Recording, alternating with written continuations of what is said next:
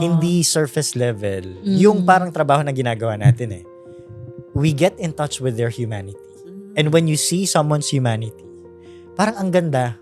Ang ganda na parang ang diverse ng pagkatao, ng mga tao. Iba-iba yung experiences, iba-iba yung dynamics. You see the beauty of being a human. Diba? Each and every one of us are people. Oo. So we have our own weaknesses. We have something that needs to be addressed as well.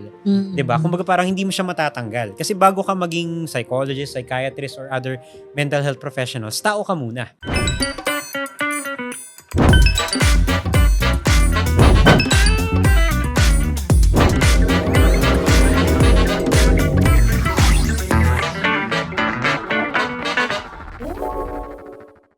Hi, this is Rian Portuguese, your millennial psychologist, and welcome to the Breakdown Podcast, where we break down the thoughts, feelings, and experiences that make us human.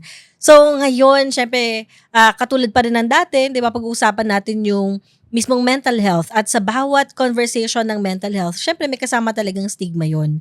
Pero before tayo pumunta dun sa dalawa kong guests, gusto ko muna syempre pasalamatan yung lahat ng mga nagsusupport at nag-follow sa mga social media platforms. Kasi tumataas na yung ating views, yung ating mga nakakasama sa ating malit na community, sa ating breaklets. Wala pa kami maisip na tawag sa mga nanonood sa The Breakdown Podcast. Pero kung meron kayong suggestion, pwede nyo i-comment. So far ngayon na naisip namin, baka breaklets. So baka meron kayong gustong i-suggest, no? Pero don't forget na i-follow ninyo at saka mag-subscribe kayo sa YouTube channel ng The Breakdown Podcast. Hanapin nyo lang yun.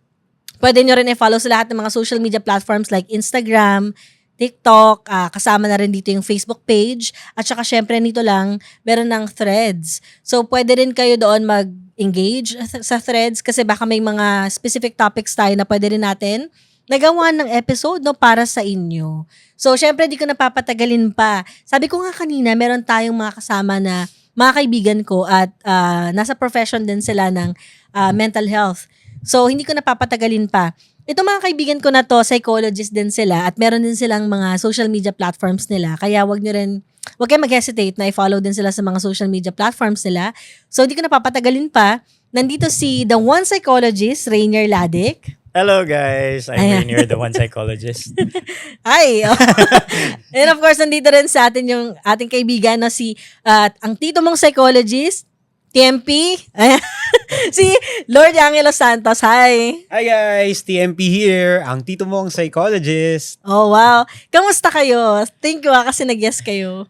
Ayun, madaming ginagawa, no? Pero of course, we're very excited to be here. Kasi rare chance to na magkakasama ulit tayo, di ba? Oh. Actually, parang yung isa is sobrang tagal na. Diba? And despite the different life demands, maganda pa rin na makapagbigay ng oras para makatulong din sa nakararami. Nice. Oo. So, sabi, despite naman. Dami nung ginagawa. Like dissertation, gano'n. Try tayo dyan. Diba? Mukhang mapapa-breakdown dito sa breakdown. Pero yun, thank you. So, actually, na-excite ako kasi ang dami nating mga gagawin in a way. Kasi ito yung time wherein magbabasa din tayo ng mga questions ng mga nakikinig din sa atin. Last time kasi, Nice. di ba, nag-share tayo. So, ngayon, simulan muna natin kasi syempre, dahil nga nandito kayo ngayon and maganda din syempre na ma-share ninyo yung experience ninyo sa, halimbawa, paano kayo nakapasok dito sa profession natin, sa experience ninyo ng college. Kasi may mga psych major tayong nanonood din at saka mga aspiring psychologists, psychometricians, o kaya gustong pumasok lang sa mental health. So, pwede natin simulan sa college, no? Oh. Kahit sino sa inyo pwedeng mauna. Ano yung sa inyo, no? yung reason kung bakit kayo nag-pursue ng psychology? Sige, sir. Ako kasi it's more of like a fortuitous event. Wow! Yeah. Fortuitous event! Fortuitous event. Kasi actually, wala sa choices ko ang psych. What I really wanted was, or were, on top 3 ko nun is fine arts, mass communication, tapos English major. Oh. So it's so happened na nung college ako, talagang getting by lang talaga ako. Like average student, palutang-lutang, go with the flow. Wala akong specific na parang direction in life. Pero alam ko naman yung gusto kong tatlong yon. So nag-apply ako doon sa university ko. Tapos, Unfortunately, wala kasing fine arts. Walang mass communication. May eduk, major in English, pero puno na. So, nung tinanong ko, ano po ba yung pwede kong i-take na course based doon sa nakuha kong entrance exam? So, sabi psychology. So, somehow parang hindi naman sa akin bago na marinig yung psychology. Interesting din naman siya. So, eventually, yun yung kinuha ko. Pero, while I was on college, na-enjoy ko naman siya. Pero, there was a time na parang sinabi ko sa sarili ko, ayoko maging psychologist. Kasi, meron akong maling notion. Kasi, kahit na psych major ka, lalo na at that time, di ba sobrang lala ng stigma about mental health? Na kahit psych major ka, or siguro dahil, hindi, ayoko namang mambash na, pero kasi, medyo kulang din kasi yung reinforcement ng mga, ng mga lecturers, minsan, no? Or nag-a-appear sa... Yeah. Mm-hmm. So, parang feeling ko I was craving for more knowledge na hindi pa sapat yung mga nabanggit sa akin to fight off that stigma. Meron akong notion kasi before even psych major ako na kapag I talk with clients, baka mahawa ako sa kanila. As in, to be honest with you guys, kahit na psych major ako, sobrang ruled by stigma pa rin yung thinking ko. That's why I don't want to become a psychologist. Kasi may ganun ako pero parang later on lang siya na kumbaga na defeat yung ganong wrong thinking about yung pakikihalubilo sa mga pasyente na hindi ka talaga mahahawa pa na hindi siya katulad ng viral infection, bacterial infection, yung mga ganon. So, yeah, nung college ako, hindi ko pinlano to. Yes. To be honest with you guys. Fortuitous event. Yeah. Yung sa akin naman is something, I think of the opposite. Sorry, baka mamaya na. Hindi, go lang. Para give and take tayo. Sa akin, kasi actually nagsimula siya high school. Fourth year college because I was the batch corps commander sa CAT. So, syempre, as kumbaga parang figure of authority at that time, nagkaroon kasi kami ng parang event or project wherein I was entrusted to facilitate the entire school dahil parang nagkakaroon ng meeting yung buong school at that time. So, for safety, security, parang handle ko talaga from preschool hanggang so ang daming merong mga batchmates na madaling pasunurin, madaling bigyan ng instructions, no? And meron din namang mga sabihin natin medyo nahuhuli or baka mamaya iba yung pagkakaintindi. Maybe the message was not delivered appropriately, no? Again, shout out dun sa Phoenix batch ng high school. So I realized bakit may mga ganun. So yun yung question na at that time pumasok sa isip ko, bakit may mga taong ganito yung personality, may mga taong ganito, no? So, with that question, yun na yung nagtulak sa akin na, okay, ano ba yung best course or program in order to provide answers for that question? So, that pointed me to psychology. Galing. Nice. Ang ganda nung combination to kasi ikaw parang sa question na yon nag-lead ka na ikaw lost ka. Yeah. Medyo nakaka-relate ako kay kay Rainier And somehow syempre makakatulong din to sa mga tao na parang hindi pa nila alam yung gusto nila. Pero okay lang hindi nyo kailangan sukuan. Minsan okay lang na humakbang ka ng humakbang. Exactly. Yeah. Malalaman mo yung meaning o kaya yung dahilan ng kung bakit mo siya ginagawa. Doon na mismo sa moment na yon. Kasi ako ang una ko talagang pangarap ay maging lawyer. Wow. Ganon. So parang kasi, yun yung sinasabi sa akin, finifeed ng tatay ko eh. Pero syempre, di ba, minsan, akala natin yung pangarap na gusto natin ay sa atin. Yes. Minsan na-internalize lang pala natin. Exactly. So doon ko na-realize na, ay, hindi ko pala siya gusto. Noon nandun ako sa moment na yun. Kasi, na-feel ko talaga na parang hindi ako para dito. Yeah. Para ako nasa oven ng, pag nasa klase, tas pakiramdam ko, may mataas yung shame tsaka yung self-hate kasi feeling ko parang ang hina-hina ko, hindi ako para dito, hindi ako belong. Tapos ang dami pa namin problem at that time. So parang feeling ko hindi ako para dito. So eventually nag-stop ako. So from political science, nagano ako. Nakapag-start ka ng Pol Sci. Pol Sci. Tapos nag-shift na ako sa psychology. And for me, okay lang na magsimula ka ulit.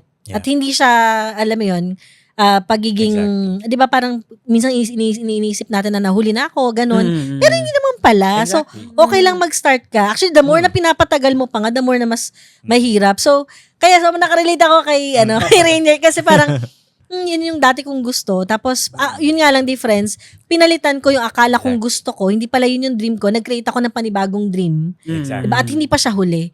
So, sa'yo naman, it's like, hindi mo siya totally, Nandun ako, oo, nandun oo. ka, pero kaya lang hindi talaga ako binigyan eh. Yeah, kumbaga parang yung sa akin kasi, na-develop eventually yung passion. Oo. Actually, to share with you, it was Oo. quite spiritual kung bakit ako nag-psych. Wow. Actually, I was reading the Bible. Kasi nung time na yun, sobrang active ko sa church. oh. I was meditating on the Bible. Then there's this verse, pero nakalimutan ko na ngayon. Pero Book of Acts yun. Oh. Sabi doon, for it will happen just as He told me. Tapos yung time kasi na yun, alam mo yung parang transcending moment na. Kasi madami akong mga experiences with my family, sa self ko, na yung mga challenges sa mental health. Oo. Na parang feeling ko, it's my time to do something about it. Then eventually, sinulat ko siya doon sa curriculum kasi nagtitake ako ng risk na mag-MA. And of course, at that time, economically, I was not doing well. Tapos yung pag-a-applyan ko pang school is talagang ang mahal pa. Oh. So, it was really by faith na, I mean, I can say, no, na talagang sinugal ko yung pag-take ng psych at pagiging psychologist. Pero, quite spiritual yung turning point kung bakit ako naging psychologist ngayon. And, nakita ko, ang ganda ng flow. Ang ganda ng flow nung path. So, I think, tama ka dun sa sinabi mo na, hindi dahil nagre-route tayo no, sa mga dreams natin, or like, let's say, hindi mo gusto ngayon, yung isang bagay, does not absolutely mean na yun na siya. Yeah. Kasi talagang may mga moments na hindi natin may expect that will, turn our lives around. So, kailangan lang natin talaga na maging open, siguro sa experiences, maging receptive to learning, and to eventually, siguro, talaga mag-explore tayo no, of things, of how we wanted to, develop yung selves natin. Totoo yan. And yung part na yan na name-mention mo na i-develop mo siya, nahanap mo siya, ito na yung sumunod na parang gusto kong itanong, di ba? So, kailan doon sa karanasan mo na na-feel mo na para dito talaga ako? Yung na-feel mo na para sa akin tong profession na to? Yung sa akin is when I started venturing into the clinical services. No, kasi una hindi naman talaga ako clinical psychologist. Oh. I took a master's degree in industrial psychology. Yes. Okay. So nandun kasi I am involved sa industrial setting at that Oo. time. No, and then syempre there comes the board exam, the preparations, no, and I was exposed to the clinical services, and yung first couple of months, no, kumbaga parang sa akin is an enlightening moment na kumbaga mama-maximize ko yung kumbaga parang training sa akin, no, yung mga natutunan mo during the lectures, yung mga preparations mo for the board exam, parang mama-maximize mo siya. For me, kumbaga parang when you are delivering these services to those people who are really in need, no, yung mga talagang kailangan ng evaluation, therapy, rehabilitation, etc. So, parang I find it affirmative dun sa intent ko to practice and know more about psychology if I can transform it in a way to help people. So parang yun yung nag-affirm sa akin na okay, kumbaga parang I was trained, kumbaga parang programmed, designed to deliver this kind of services. So I will give it to the people who would need it. Yeah. Oh. Yung sa akin naman, aligned with that theme, no? I'm always excited, like for example, to imagine change lives. Kasi yung psychology, sobrang win-win situation niya eh. Like when you take it, you can develop yourself through the theories, yung mga natututunan mo, 'di ba, sa psych course. Yeah. Kasi kapag nakita mo how powerful it is to change you, to open up yung mga parts of you na hindi mo pa nare-realize, then eventually, nagkaroon ka ng awareness about it at meron ka palang tendency to progress, parang you're excited to share that to others. Na parang, I can be a vessel to help you, but not entirely to be the answer to your problems. Yeah. Kumbaga, being a psychologist, na-excite ako before, no, to sit down with clients, tapos yung parang nasa endpoint yung mind ko na parang, they're healing. And you are like a vessel for that. Yeah. Then, at the same time, excited ako doon sa parang part kung saan marirealize sa mga tao na all along, nasa kanila din pala yung sagot. That psychologists, yung mga counselors, mga mental health professionals, para tayong mirrors eh. Totoo diba? yan. Na parang pinapakita natin sa mga client na, see, at the end of the day, it's within you. And that's something that excites me kapag parang may mga nababagong buhay. Kaya nga to share with you, ako kasi may clients ako for therapy.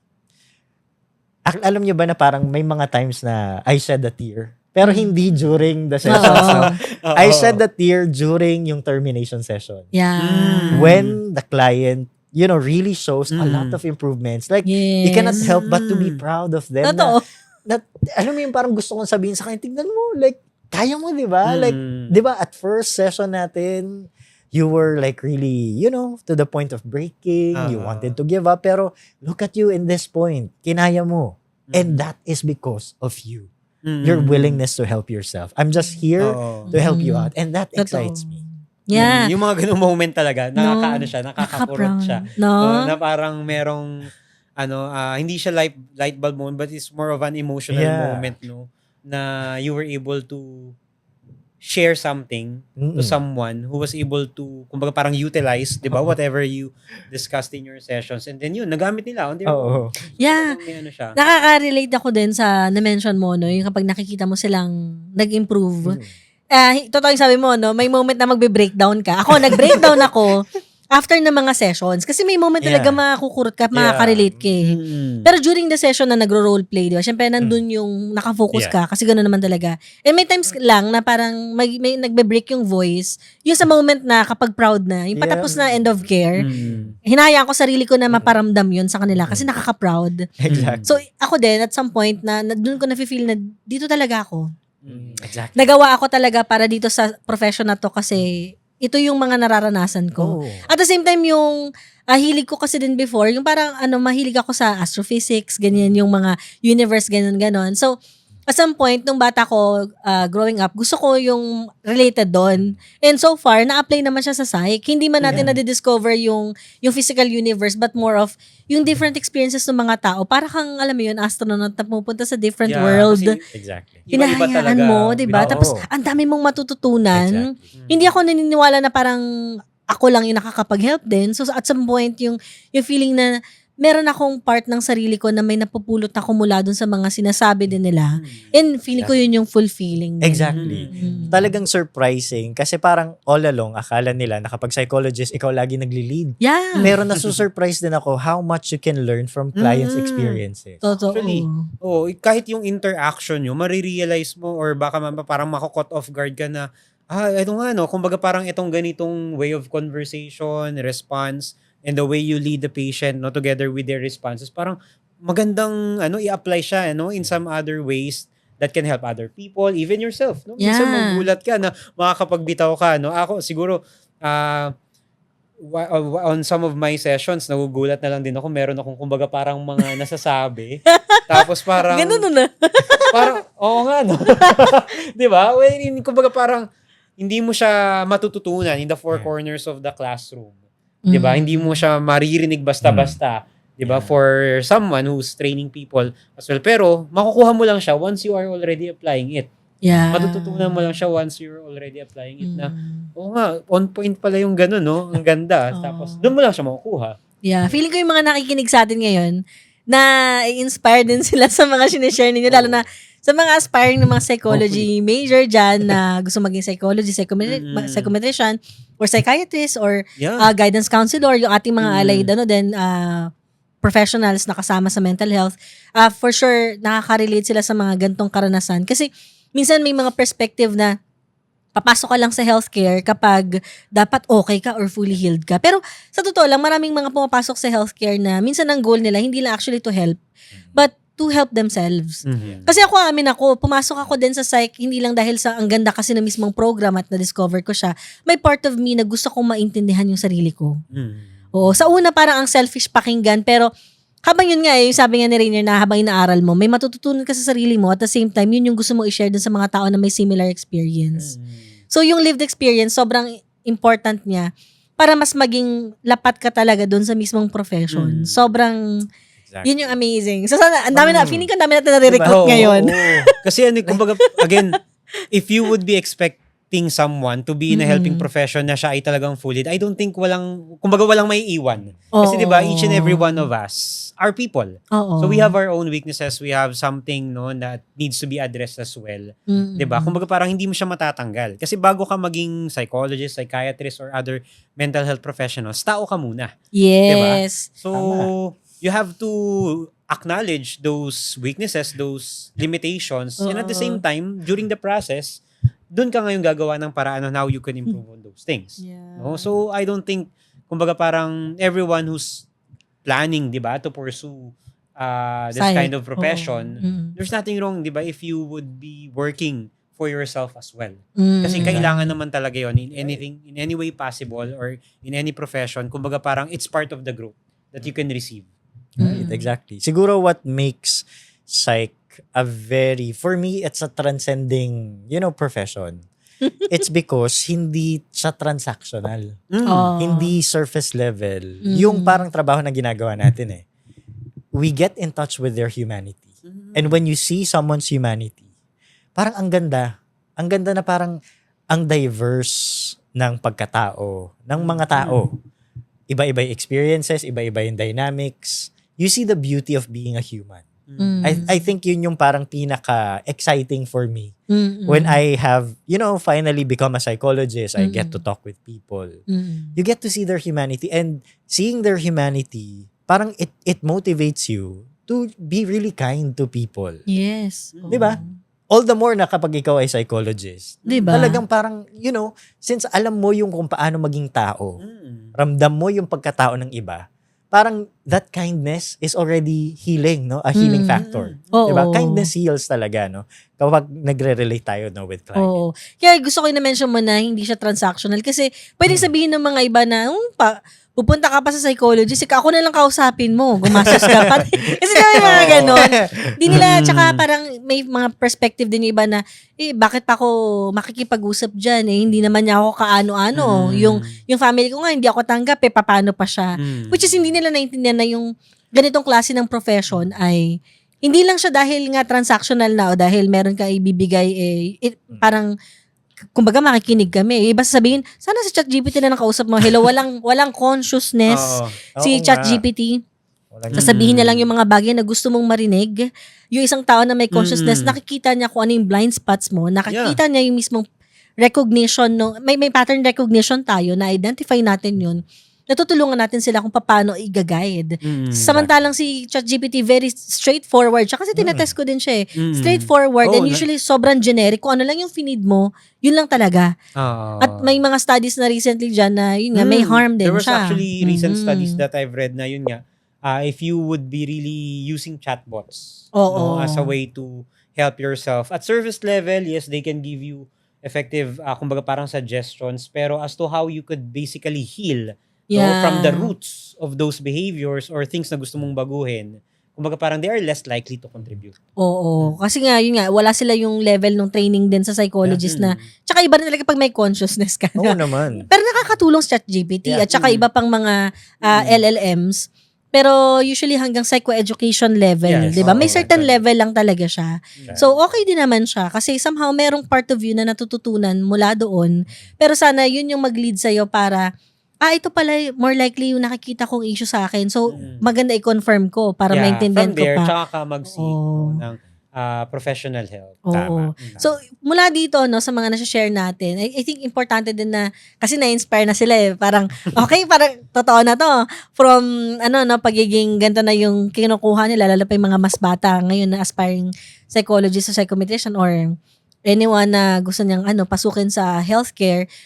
Syempre may mga questions din tayo usually na gustong masagot. Like, halimbawa, ano ba yung college experience ninyo, di ba? Before kayo maging dito din, one psychologist, tsaka dito mong psychologist, di ba? Ano yung experience niyo ng college nung nagte-take na kayo ng psych? Kasi for sure, nasosolve na yun na parang maganda nga siya. Pero, paano nyo siya na-experience? Siguro yung mga subjects na favorite, least favorite, ano ba?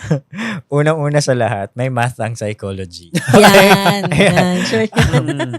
Talagang yun yung isa sa mga naging challenge ko. Kasi talagang as a person na mahina sa math, talagang siya, kakakabahan mo talaga siya. Pero very important ang math sa psych kasi it is one of the subjects that makes it objective, that makes it scientific. Yung experience ko basically with the psych course, it was, up and down din siya. Kasi may mga favorite subjects ka, lalo na yung theories of personality. Yeah. Like gustong-gusto ko yan kasi of course, talagang nakikita mo yung mga theories that can actually happen in the real world.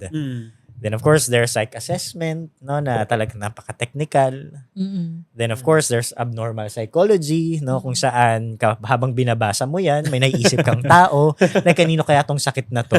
Tapos doon ka mas natututo kasi kapag naaalala mo, siya tong sakit na to. Ito yung mga criteria. Nakatulong sa'yo Pero of para course, ano. wag tayo magda-diagnose ng iba. Kumbaga No? nakatulong sa'yo At by wag tayo that time. magda-diagnose na ng Oo. selves natin. Oh, mamaya, mahirap yung ikaw eh. Oo. Parang ako to Sa upside. Sa tingin Nakarelate. ko, common experience naman siya, no? Lalo na sa mga college students na kapag nasisimulan mo palang mabasa yung DSM-5, yung other books for abnormal psychology, parang it could help them recognize the presentation, the symptoms, if they can think of maybe someone they know, Yeah. no, who exemplifies. Pero yun nga, hindi naman siya tool talaga to arrive at a certain diagnosis. So, sorry sir, Hindi, okay lang Go, sir. Lord. At least we're sharing experiences in here. Tapos, ayun, talagang you have to go through the academic like process. Pero masaya siya kasi along the way you get to meet people, you know, who shares the same passion with you. Pero yun, may mga tao din na, you know, you'll encounter them and, I mean, in your school life, lalo na may mga professors talaga na magiging challenging kasi Yes. talagang iba-iba diverse din yung personality ng mga psych profs eh. Oo. May mahigpit, may yung mabait talaga. Well, those are something that balances yung personality natin. Very essential. And I think, hindi lang naman siya sa psych. Pero yun, expect no na talagang magiging challenging, no? Ang psych course. Kasi hindi taliwas siya doon sa iniisip ng iba na, madali lang yan as compared dito sa subject na to. Oo. Hindi. Like, it has its own unique challenges.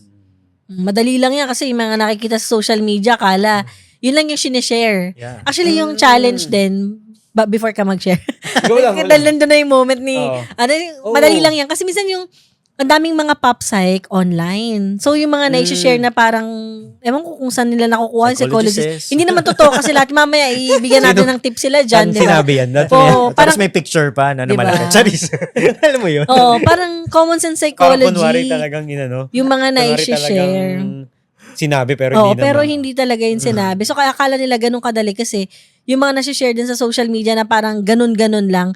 Pero sa totoo lang, kapag nandun ka nga, di ba, parang ang daming terminologies, ang daming structure, ang daming, talagang scientific siya.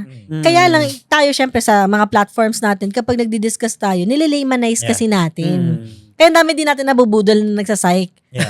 Sa akala nila madali. Ko, no, kaya if ever we'll be comparing yung mga, sabihin natin yung mga na social media na talagang nagke-create ng content that is scientifically and backed up by literature, kung i-compare nyo siya sa ibang mga content creators, hindi ganun ka hindi sabihin ng hindi ganun kadami, hindi ganun ka, ano bang tawag doon? Parang hindi productive yung term pero hindi ganun kabilis yung pag-upload ng content kasi we also want to generate content that are really helpful. Yung talagang Totoo. backed up by science. Kaya, Oo. kasi kung nakikita ko, yung iba parang Ang dali lang yun sa ang kanila. dali lang, ganyan. Pero hindi nila nakikita yung works Mm. doon sa likod. No. Behind, yun, nawala yung word, sorry. Behind the production of that content na it has to be backed up by the recent research results, di ba? Hindi lang ito yung basta nabasa tapos sasabihin agad or Oo. it has to be confirmed, no? And even examined by experiments, no? Bago siya mailabas so that we can make sure na yung kung ano man yung ibibigay naming content dyan is supported. Oo. And may times nga lang, no, syempre, di pa rin maiwasan. May times na dahil nga medyo nililaymanize natin, may times pwede ma-oversimplify. Oh, Kaya magbasa pa kayo dun sa comment section namin. Usually, Kasi lagi minsan may doon ganun. namin in-expound sa comment section, no, kaya may mga previous posts kami Or that may actually references, support. diba? Or may reference din kami nilalagay. So kasi minsan baka maging out of context din siya. Pero tulad nga nun, totoo yung sabi mo na mahirap yung psych, pero may times na hindi na tayo nakakapag-produce ng ibang mga contents na talagang sobrang dami pagdating sa psychology. Kasi nandun din ako, particularly may fear ako na baka magamit sa masama. Kasi Yung aminin pa. natin, ang dami nating concept sa meron psych. ka ng content Oo. dati na nagamit na ganun. Actually, may mga content ako na gustong i-share na kaya lang pinipigilan ko yung sarili ko kasi pwede siya magamit sa masama Lalo pa yung pagdating sa manipulation part. Exactly. Eh, di ba? May mga gumagamit na dark psychology, ganyan, ganyan. Hindi naman totoo yung mga pinagpo-post minsan na related doon. Pero, totoo, may mga pinag-aralan tayo na pwedeng magamit sa hindi okay. Exactly. Yeah. Yeah. Oh, Lalo na yun. sa concept ng Ah. behaviorism. Behaviorism. Dami, Oo. di ba? yun, going back dun sa experience sa Secret na yun. college. That's, diba? another, Oo. that's another topic. That's another topic siguro. Pero yung sa'yo, sabi mo nga, may math. Oh. Ay, Ako actually, kabaliktaran nung kay sir, no? Kasi, numbers is my game. Wow. So talagang stat, no? Ang isa sa mga pinaka na-enjoy kong subject at isa sa mga talagang gustong-gusto kong ituro hanggang ngayon. Tsaka psych assessment. Psych diba? assessment, Kasi yan. yung lecture Statistics. mo. Kasi related sila di ba? Oo. Assessment, no? Para sa akin, isa yun sa naging paborito kong subject. Together with the other subjects in psychology. Mm-mm. So, hindi rin naman siya ganun naging ka-smooth, no? Yung college, kumbaga parang academic pursuits ko. Kasi talagang may mga challenging subjects talaga. Oo. No, minsan challenging professors, no, na hindi naman talaga ganun kahirap yung subject but because of Siya challenging. Diba? Siya challenging, Yung personality niya yung Oo, challenging. So talagang you would be encountering those kind of kumbaga parang events in the college or in the graduate school. Pero tulad nga ng sabi ni sir, it molds you on becoming a better professional. Yeah. Oo. It contributes, no? Kumbaga parang ano yung mga pwede mong maging kapag ikaw naman yung nandun sa pagkakataong ikaw naman yung mag-share, 'di ba, dun sa mga upcoming generations. Kasi every now and then kahit sabihin natin meron tayong na-encounter na demanding, problematic or kung ano man label ang gusto nyong ibigay dun sa professor subject na yun. In one way or another, you would be training future psychologists, younger generations, and you would come to realize na you would be a vessel nga. Tulad ng sabi ni Sir kanina na ma-deliver naman yung ganung learnings in a way na sa tingin mo mas appropriate for them. Tama. Diba? Na mas helpful for them. So yun, it may not be a smooth road for everyone, pero it is definitely worth it. Yes. Ano, ako naman yung, tama ka doon, no, yung challenging yung mga professors, yung mga share nyo. Tapos yung subjects, may nagtatanong kasi usually kung marami bang babasahin doon. Parang sa lahat naman yata ng mga programs meron. Oh, so sa psych din, ang dami din talagang babasahin ng mga books, lalong-lalo na halimbawa theories of personality. Tsaka syempre pag binabasa mo yung theories of personality, although sabi nga natin pa-chismis siya, babasahin mo pa rin siya ng paano nabuo at ano ba yung siyensya talaga doon. Bukod doon syempre sa biography nila na parang puro pa-chismis. Hindi naman dapat Yung pa-chismis type lang. doon, yung Oo. So kung biography. hindi din siya binabasa ng parang historical lang, but more of ano ba yung siyensya din talaga doon sa TOP. Maganda siya kasi may mga frameworks doon na eventually makaka-help sa kanila para kung sakaling ipapractice na nila yung pagiging psychotherapist din in the future, di ba? At least medyo nakabangko na yung mga napag-aralan nila doon. So ako favorite ko yung TOP, Yeah. AbSpsy, kahit ayaw psychology major ako, yun yung mga favorite ko din, no, ng mga subject. And totoo yan, challenging talaga yung mga profs. Hindi na, at least yun. Talaga nag-agree. Not all. Oo, challenging siya. Yeah. Pero dun mo nga makikita, kunin ko lang yung na-mention nyo kanina na sabi nga, before naman talaga maging psychologist, tao muna tayo. Yes. Kaya at some point yung mga professor na nagtuturo, kahit psychology sila, tao sila eh. So yun yung personality nila. So ang hirap naman sabihin, ano ba yan, psych pa man din tong prof na to. Although, may time syempre mapapaisip ka eh, di ba? Psycho pa naman. O mapapaisip ka, pero siguro dahil ito yung role na pinapakita niya ay hindi siya yung psychologist or therapist. Baka iba rin siya talaga pag nagte-therapy siya. Oh. Pero 'di ba, magkaiba eh. Oo, yun kumbaga parang hindi ka nakakulong doon sa role mo bilang psychologist. So minsan talaga, hayaan mo lang sarili mo maging tao. Minsan kung naaasar sila, ganun talaga eh. Or naiinis sila, 'di ba? So may times na ganun na syempre kapag nafu-frustrate yung mga profs, 'di ba? Minsan may mga ganyan. Tsaka yun yan, tulad sabi mo, tao din sila. Tao din No? sila. And they are, kumbaga parang as we deliver different services, kumbaga we are wearing different hats talaga na designed and programmed din no, to deliver that kind of task in the most effective way possible that we believe is effective for them. Kasi- So, tama. Yeah, Kasi- sorry. Yun, kasi nagtuturo din tayo, di ba? Oo, We are yes. clinical psychologists, we are also delivering lectures. No? So talagang, kung ano yung pinapractice mo, for example, in psychotherapy, merong mga pagkakataon na hindi siya applicable, for example, in a Sa classroom, classroom setup. mo. Diba? Na, syempre, kailangan mo rin namang mag-create ng certain standards to make sure na yung mga future psychologists natin will actually learn, no, and apply what you are teaching them. So, hindi, kumbaga parang, hindi nila pwedeng expect na kung paano Naging ka kind. Oo.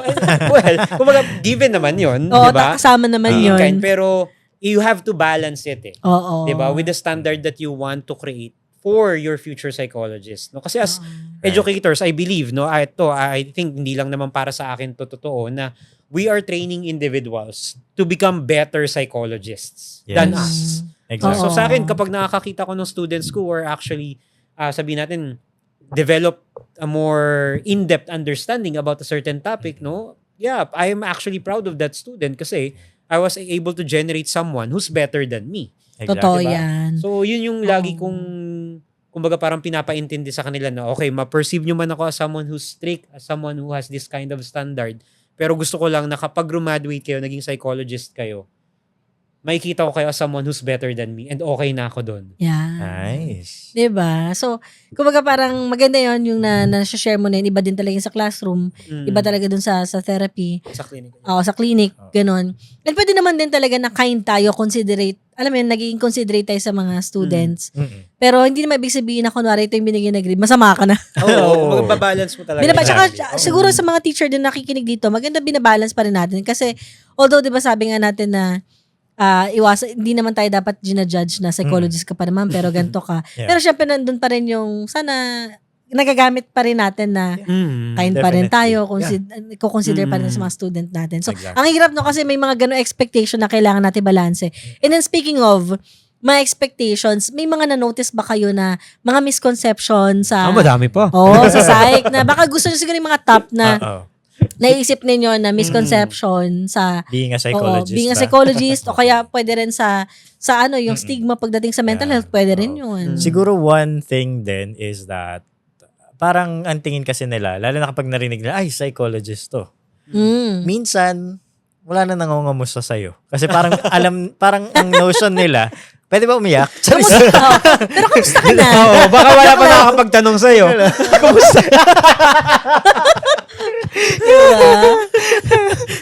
Go. Anyway.